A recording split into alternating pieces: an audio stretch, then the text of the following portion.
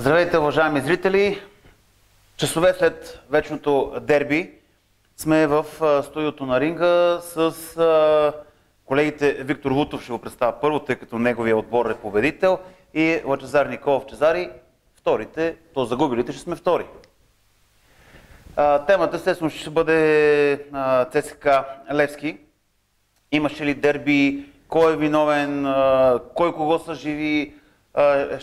Естествено ще говорим и за имаше ли спорни отсъждания, дуспа, картони и така нататък. Но Лъчо, предлагам да дадем първо думата на победителите.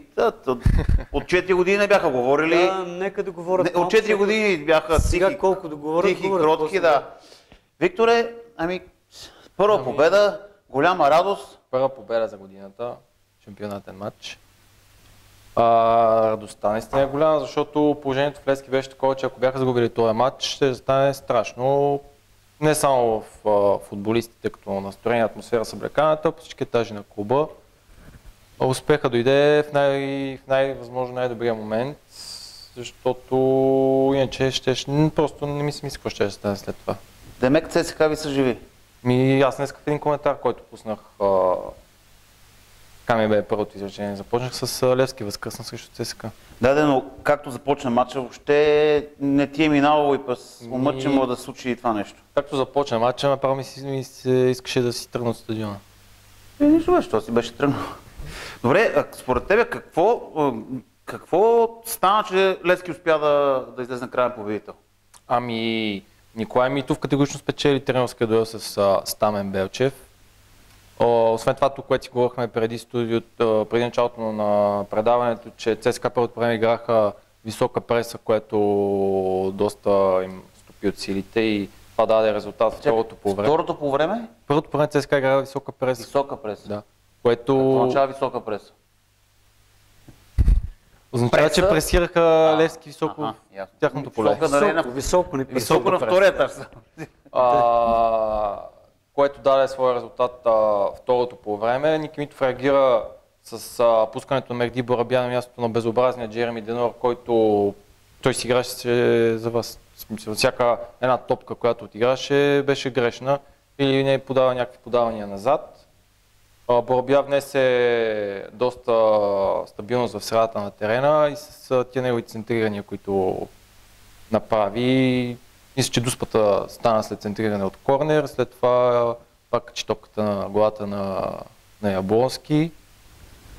А излизането от португалците Рубен Пинто и пускането на Никола Колев, ЦСКА съвсем загубиха средата на терена. Да разбирам, че треньорите са повлияли за победата на Левски. Със сигурност Николай Митов е повлиял за победата на Левски, защото преди неговото идване настроението с облеканата беше минорно, футболистите почти не си говореха, докато не знам точно какво им е казал, но излязоха страшно мотивирани и супер надъхани за този матч. Лъчо, съгласен ли си, че тъй нареченото жадно е бил главният виновник за победата на Левски? Вие се базикате с него. Може да четох някакво безумно изказване на Димитър Пенев, че Николай Митов не може да оплаши никой освен себе си, явно може. Аз не съм съгласен с това, че...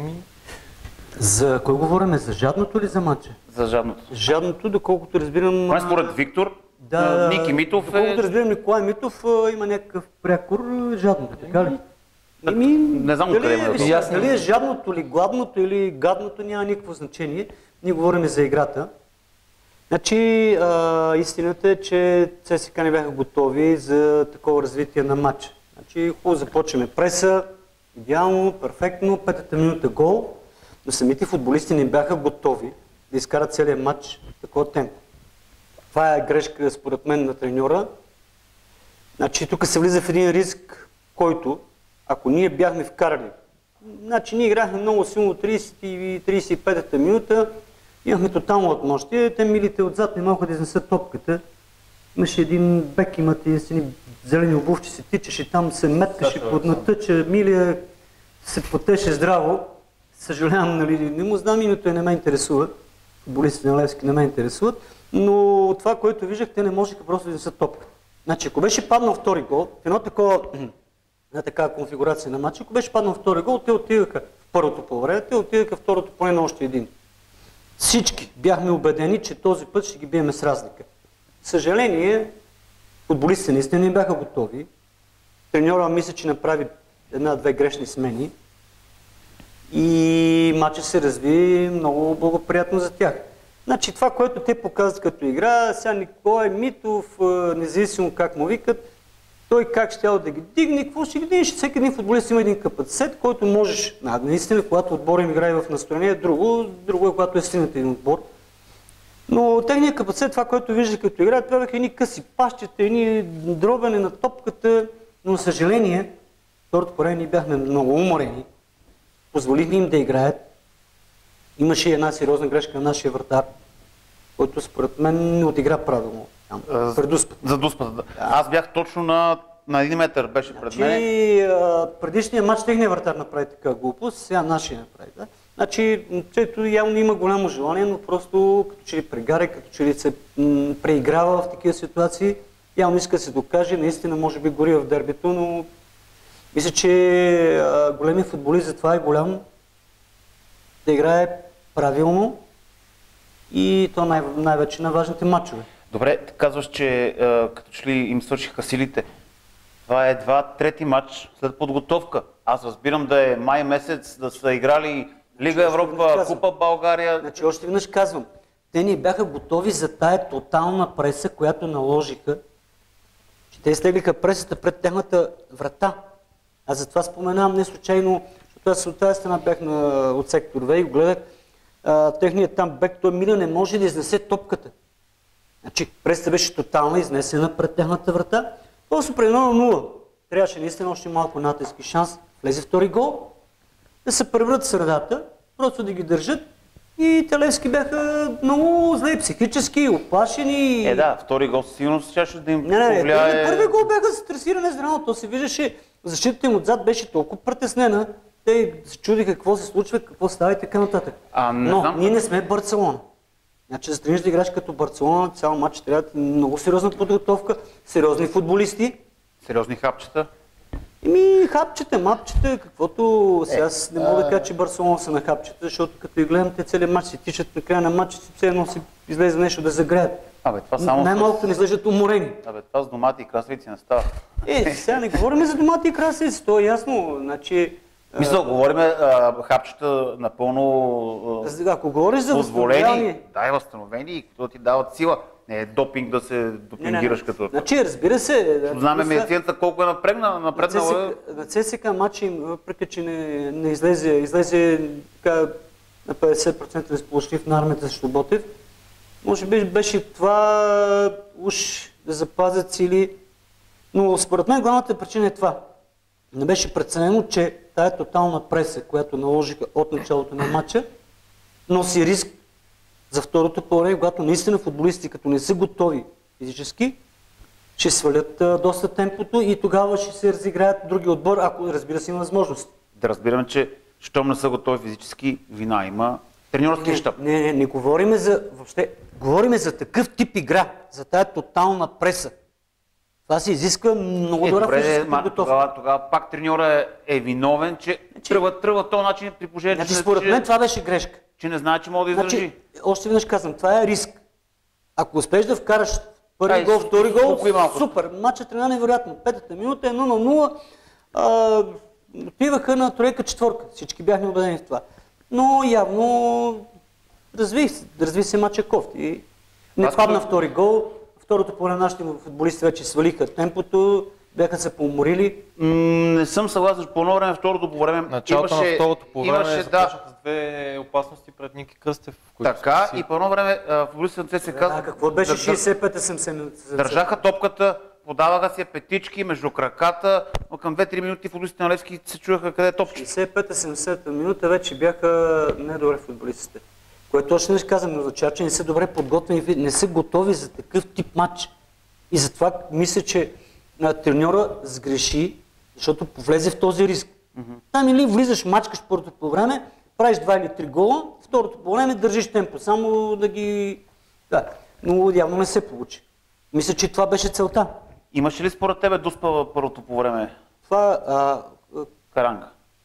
Значи да ги говориме, дали има Дуспа или не, предполагам, че на западите се е видяло. Ами аз това, което гледах с нощи от снимки, се вижда как левия крак на Каранга е в наказателно поле, а десният крак, с който води топката, е извън наказателно поле.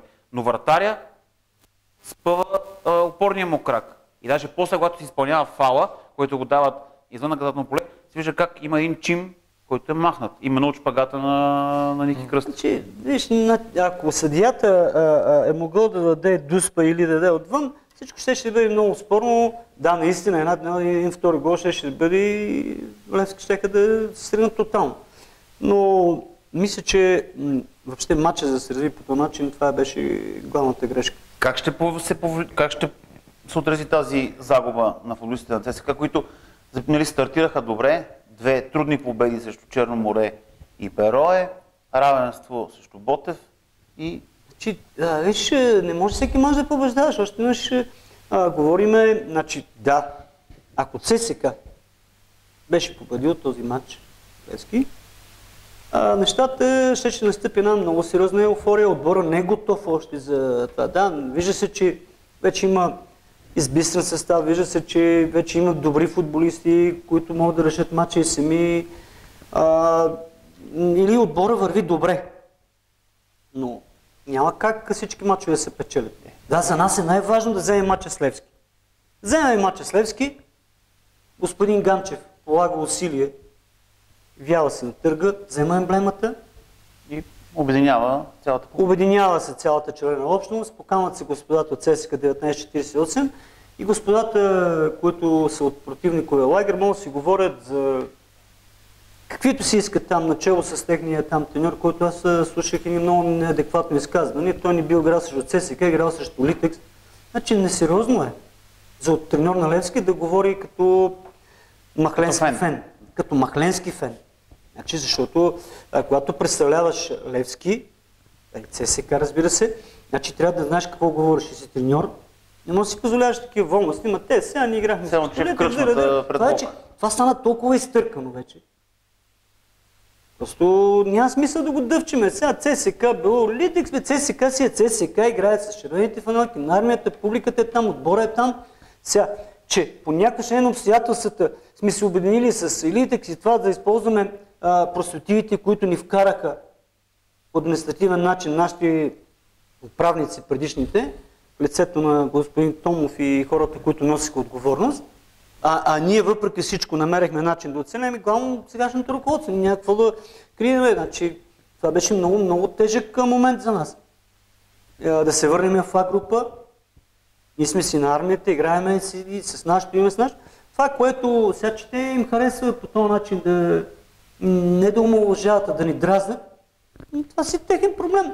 Митов, щом след като се хареса трудно Левски да говори по този начин, нека си говори, това си е негово право. Както се казва, пилците се броят на есен. Добре, Само нещо искам да подчертая, че понеже нали, той искаше и така доста да ни подразни явно по фенска линия, аз бих го посъветвал следното. Нека не забравя, че може да се върне Бате Мустойо.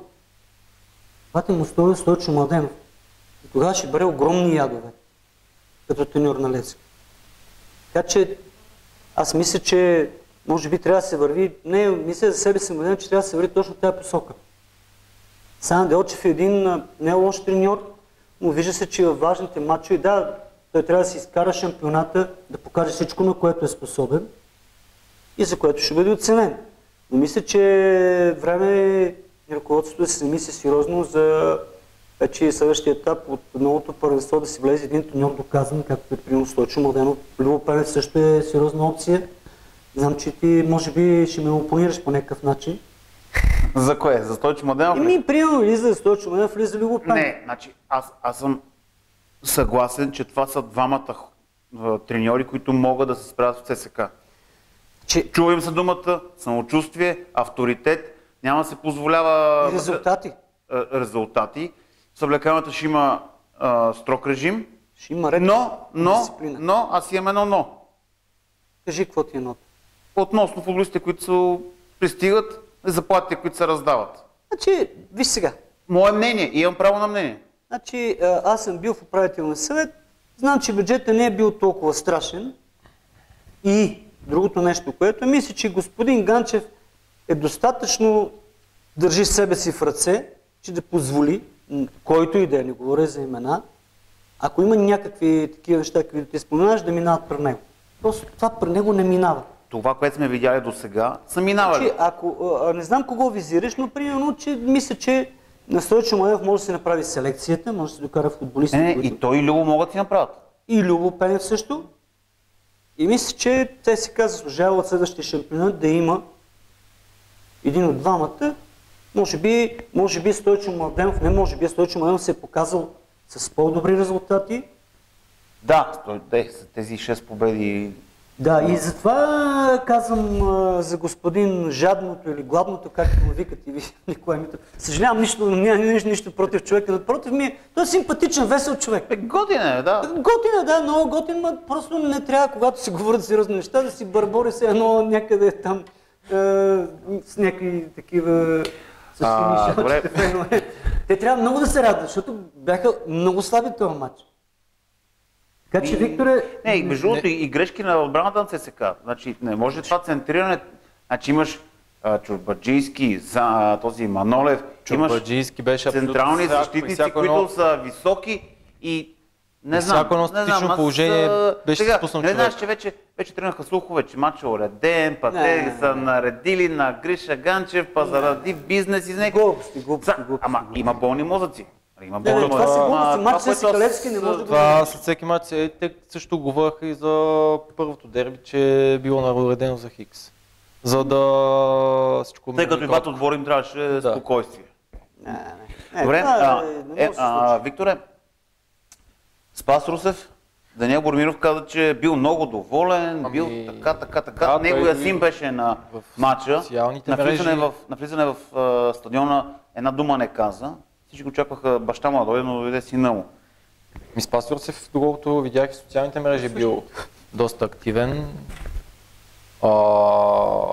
Там някакъв пост е в Инстаграм.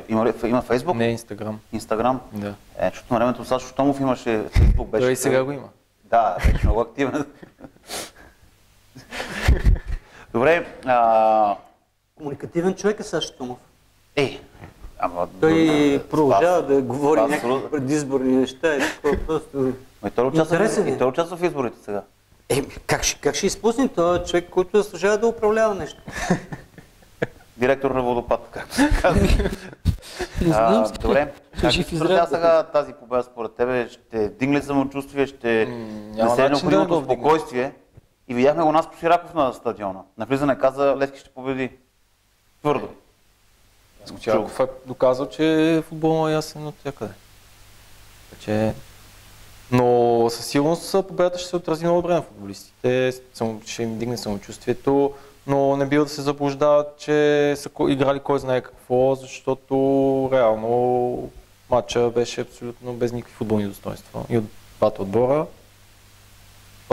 Трябва доста да се работи в Левски, няма изчистен стил, докато беше Елин Топозаков, 3 мача използва 3 различни схеми. Вие много говорихте как неговата схема 3-5-2 е била най-великата. Тази схема за игра в България е много добра, обаче друг е въпросът, че трябва да имаш нужните изпълнители. Аз слушах всичките журналисти, които отразяват Левски, едва ли не новия Маурино се е появил на Балканите. Факт е, че в контролите Левски показва едно лице, в официалните мачове до мачите ЦСКА друго. Ще видим. Добре, според вас получи се наистина това дерби, които хората очакват от ЦСКА и Левски. Реално погледнато от 22 000 зрители на стадиона, горе-долу бяха по-равно. Като атмосфера, като желание за игра двата отбора, да, като футболни достоинства, казах, че е много ниско нивото. Ние в нашия сайт, заедно с Виктор, отразихме всичко перфектно, още от тръгването на гидките шествия. Наистина едно видео на Орлов моста на малко детенце, примерно 4 годишно, с шалче на ЦСКА, не знам очи дали го видя този клип. Отзад цялата гидка от шествието. Наистина това беше доста хубаво видео на стадиона. Обаче малко Трябва да си купите един буквар, вашата гитка. Добре, това е несериозно сега. Има сериозно ли? Не, защото... кое е сериозно? Защото 90% от българското население е неграмотно. Стига сега, значи ти... Говорите за транспаранта, За който беше транспаранта, с ган, с з, какво беше другото? Мозъка. Там ви гледат цяла България. Не, сериозно е да го коментираме сега това. Много, да, той е прав. Защото имат 90% от феновете на двата отбора не могат да се напишат правилно името. Да фанат двама професори да им проверят плакатите. И на другия път ще си въведат някакъв грамотен с тях, който на телефон ще им го пише и каже това ще пишете. Ама Google влизаш, проверяваш с ган, с, з. Останахте за срам са. Не, виж, аз доколкото знам, много от тия транспаранти не ги ли пишат в момента на матча. На самия стадион? Не знам, иначе толкова код. нескопосани неща, с такива нескопосани букви и това и това и такива грешки. Не знам сериозно, това не е сериозно просто. Може би нещо набързо, ако се прави или... ще се вземат някой консултант. Независимо, не говоря за тях. Значи виж, те имат Не, малко неща са драги по базика на... Да, нека си се радват, нека да текат, но да не прекаляват с радостта просто. Нормално да се радват. Значи, Лъчо, според тебе трябва да се замисли сериозно за нов треньор от лятото. Искаме ли да имаме сериозно? Някои ме питат, ще махат ли Стамен Белчев? Не, защо сега да го махат? Да, аз също съм на мнение, че... Нека Стамен Белчев, каза мое мнение, нека си остане да се покаже капацитета, който има да се завърши шампионата. Ако ще има нов треньор, нормално е примерно към средата на април да се знае кой, примерно ръководство да се договорил с него, да се работи върху селекцията. Стамен Делчев, нека да покаже какво може, защото така ли иначе, на кой какво ще направим сега? Ще смениме и това и после 3 мача един и после един друг и това е сериозно просто. От, както колегата Жора Атанасов ги нарича авиаторите, доста се смеяли на тази победа на Левски, по-скоро на загубата на ЦСКА. Те се радвали ли? Да, те се радвали, да. Щом ми е радостно, че ЦСКА пада, нека се но пък аз какво видях вчера? Аз отдавна не бях толкова ядосан на стадиона. Снимка на стадиона на ЦСКА 48 срещу Люлин, публика 50 човека, ЦСКА Левски А група, пълен Г сектор и там В сектор наполовина. Не, значи това не е сериозно, не може да обичаш ЦСКА и заради това, че сега нещо не ти хареса, да се радваш, че ЦСКА пада. Аз още не ще ти кажа, аз отдавна толкова не се бях ядосал на матч, защото виждах, че ние сме по-силен отбор, но треньорска грешка, мал шанс. Случват се част от футбола, но ние загубихме без да заслужаваме. Те просто си взимаха нещо, което не заслужаваха. Те се загуби спечелен матч. Но те бяха толкова оплашени първото по време. Целият им отбор. Нещо се чудеха какво правят с топката, някакви пащета на 20 см, 30 см, нещо се бутаха, нещо, беше нещо странно. И ние в тази ситуация да ги изпуснем, вместо да ги смачкаме, извинявам се, че говоря в момента като фен, с 3-4 гола. Но ако бяха те тази ситуация, щяха да смачкат ЦСКА. Това е относително така, че... Сигурен. Защо? Защото няма изпълнители, който може да вкара няколко гола. Както ги гледаш, Бабатунде, не знам на кой свет се намира. Франсис Нар. Чакай, Бабатунде, ти толкова го фалиш, че Бабатунде, сега кажеш, че не знае къде се намира. За самия матч ти говоря. Франсис Нар е един житен бегач, който второто по време там един-два пробива ги направи малко над стандартното си ниско ниво беше в този матч. Вратаря ви, направи ли ти добро впечатление, Лъчо, на тебе, вратаря на Левски? Младо момче. Да. Аз, между другото, очаквах, че ще имат проблеми с това вратар, но той се оказа, че... Аз още в миналото стоя, което го направихме тук при матча, ти казах, че за мен Николай Кръстев трябва да пази до края на сезона. Да. Няма смисъл да взимаме Митрев. Не, все пак трябва да имате втори вратар. Шитанов. Дали чак толкова опитен, колкото баща си, примерно. Ние до края на сезона дали сме втори, дали ще сме трети. Предполагам, че сме втори. Няма кой знае какво значение. А той това... Да не бързат толкова, че ще бъдат втори. Извинявай, Виктор, имаме още 2 мача с ЦСКА Левски. Има плейоф и ще да ги говорите. Много бързо вече. Там нещата. Къде е матча? Имате мачове с Лудогорец, там нещата прекрасно. А вие нямате? Вие ще ги пропуснете. Ние Лудогорец чат пат си ги бием. Ако е решаващо, може да не ги биете. Но не, няма, дали сме... Просто това сега, той или според мен, трети. конюнктурата е такава, че може да не ги биете.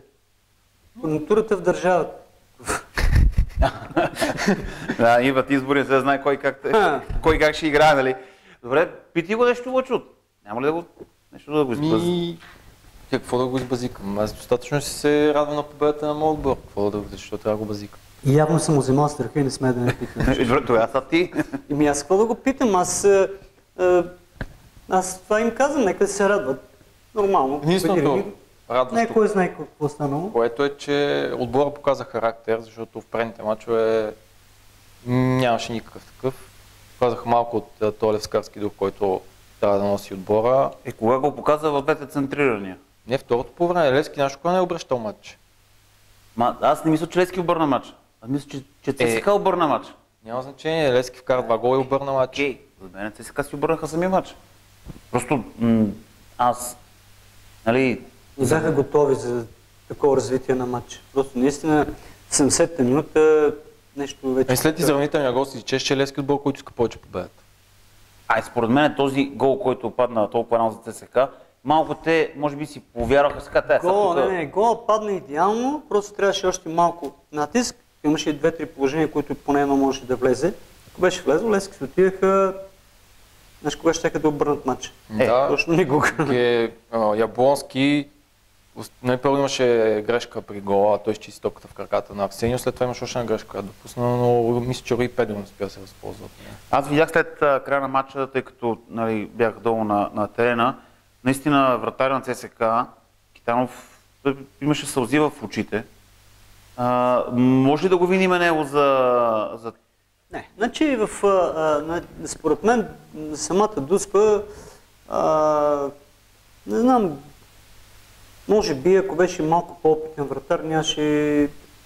Да се хвърли така, да го изрита. Да, значи момчето явно иска да победи, явно има голямо желание, но явно и малко е прегорял, няма достатъчно опит, рутина, виждане и така нататък. Това е. Но не може да кажем, че след Дуспата ние можехме всичко да се случи и така нататък. Значи тия сметки, ако беше гонова, ако беше, ние ако бяхме вкарали един гол, 2-0, отиваха второто плане, тройка или четворка. Така че вратаря, да, може да е сгрешил, но не той в там преломния момент в матча и така нататък. Ако нашите футболисти бяха второто по време свежи, ако бяха готови и ако бяха малко по-организирани, никой няма стигне до такъв обрат. Ти понеже се чуваш доста често с Стойчо Младенов, той сега подписа нов договор с нов отбор, в няколко интервюта каза колко нали, уникални условия, точно както трябва да се работи. Ако му бъде предложено дали ще се съгласи, тъй като Любо Пенев се говори, че има скандали с Ицо Стоичков, понеже отишло на Бенефиса, Ицо поимал някакво влияние и така нататък. Значи, доколкото познавам Стойчо Младенов и разговорите, които сме водили, той е готов да се върне в ЦСКА веднага. Значи веднага не, трябва да си изкара там шампионата, който е. Но ако има вратичка, каквато и да е, без да се замисля. При всички случаи, там той получава, не знам, получавам доста повече пари, за колкото би се върнал в ЦСКА, но познавайки го, е готов да се върне веднага. Значи, когато става въпрос за пари, мисъл в заплати и в такива неща, познавайки Стойчо Младенов, ще тръгне веднага за ЦСКА. Значи, нормално е той да иска за екипа си някакви пари, все пак той е един от най-успешните български треньори, не може да играе за 2000 лева заплата. Нормално е и екипа му, и да искат някакъв бюджет, който да е приличен, но при всички случаи ще бъде много по-малко, отколкото парите, които получават там. Но ще не кажеш, познавайки Стойчо Младенов, той ще се върне веднага. Стига да може там да прекрати, за ЦСКА ще се върне веднага. Ник Митов ли ще ви бъде острието до края на сезона, защото доколко знам, че до края на сезона му е договора. Какво се мисли? Не до края на сезона. До края на сезона плюс още една година. До края на сезона плюс една година? Да. Това плюс, от какво зависи? Той по закон беше подписал договор за 2 години. Бормиров ходи в Кипър, ето договора, тук снимки, шампанско. Зависи от За резултатите. Точно. Всеки един треньор е зависим от резултатите на отбора. Наистина, аз също съм на Тук в мнение. България договорите, ако ще за 10 години си подписат. Ма, имат, нали направиха проблем при тях. треньорска асоциация. Стойчо Младенов е в управителен съвет. Шеф на тази асоциация е Стефан Грозданов. Нали? Стефан Грозданов. Стефан Грозданов. И всички треньори са там, за да се спазват правилата, те ги нарушават. Значи, един треньор, който е нежелан в един отбор, най-добрият вариант е да си тръгне и то по-бързо. Защото специално, може би при нас ситуацията е така, че самите отбори по принцип си имат достатъчно други проблеми и когато възникне една ситуация да спорят с треньорите, по-добре да се тръгва, за да няма допълнителни сътресения във всеки един отбор. Това е моето мнение. Иначе да обобщим. Стойчо Младенов трябва да се върне ЦСКА или Любо Перес. Аз казвам мое мнение, разбира се, Значи, не казваме, като че аргументацията е такава, че Стойчо е показал, че може да се справя. Показал е, че от нулата, както беше, когато се върнахме последния път с един футболист, Караченаков ли беше останал? Може да направи отбор. Ганчев е човек, който биткаджия и държи сериозно на нещата си. Или, иначе казвам, една такава комбинация господин Ганчев с господин Стойчо Младенов ще бъде много неприятно за господин Митов. Николай Митов. Жадното.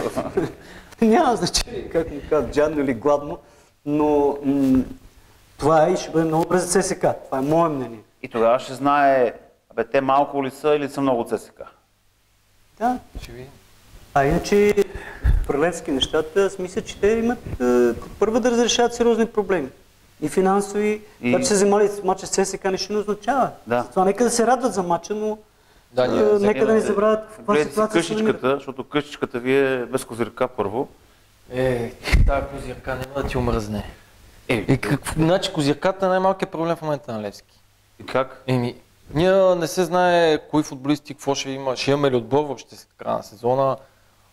То няма нищо, никаква стратегия. Вие, Иво Тонев излезна, ние тука, ние това, ние тука, сектор, нали, едва ли не, Алианс Арена и Уембли и още кой стадиони са на Саутична Герена, па накрая се изтаковах. Нищо, те ще си намерят начин. Ние си имаме козирка, нашата може да е стара, но си не върши добра работа. Те ще си направят една нова, няма страшно. Си едно платно си опънат горе, такова си го направят сега колко? 1000 лева от фермата ще имате, ще съберете. Инициатива направи тента и готово. Няма нужда от козирка. И добре, ще видим. Понеже за мача по мен може да го възикаме сега за козирка. Сега какво да правим, ще търпим. Сега другия път, сега може другия път да се обърнат нещата и той да в... Важното е, че имаше дерби. Важно, че и ЦСКА напълни своя сектор, и секторове, и Левски напълни с феновете, и аз сектор, колкото можаха, и ние, и те, и феновете. Да, и също, което аз случно забелязах, че имаше 30 арестувани след матча, което на фона на това, което било преди, мисля, че вече гидките малко са влезнали и мислят по-европейски. Може би, трябва и да се образуват, както помна преди, като тръгваше шествие, мятат бомби по сградите, чупат прозорци на колите, палат кофи за буклук. То сега имаше супер много полицаи с тях. Да, но чак такива ексцесии. Преди години имаше, преди години го правиха. може да е имало. Но сега вече всичко е по съвсем друг начин и 30 човека арестувани, това е като нищо не е станало. Дано и малко да... Запалени сгради, няма само 30 арестувани. Да, и малко образованието да го оправим и всичко вече ще... То не само при нас, ми и при вас. Виктор да му честиме победата и да не забравя, че идват други матчове. Да, на 29 април и 27 май по... Така ли горе-долу излиза? Ако до двата отбора завършат тия позиции, които... Да, още някъде четах, че ако не се случи нещо фундаментално... Те няма как да са... Може да си разменят... Четвъртия и деветия кръг от новата фаза. Единствено може да си разменят местата. Да, ако ще ги разменят. И пак също. Да, пак е също, да. Просто домакина ще чакаме, значи горе-долу месец и малко. Да. Добре, месец и малко. Тъкмо Митов ще ги стегне, ще ги направи това. Гладни. Вече няма са гладни, няма и да са жадни. Добре, това е всичко в кръга на майтап, естествено. Да си пожелаем едно хубаво следващо дерби, както разбрахте, 29 април, нали? Така е по програмата. В смисъл кръга е горе в тези дни. От 29 април, кой ден точно ще е, смисъл се предполагам, че зависи от телевизия и от... Да, дали ще събота или неделя, но от 2,5 хубав час ли беше? С оглед на времето, да, и месец. Само нормално правят 12,5, че половината няма да се събуди. 29 април 12,5 няма да го направят. Предполагам, че ще е някъде около 5 часа, защото тогава няма да се става толкова рано. Добре, живот и здраве, ще видим какво ще случи. Това беше от нас, направихме така една дисекция на вечното дерби. Естествено, едни щастливи, други недоволни, но какво се прави, благодаря ви и останете с сайта LiveSport.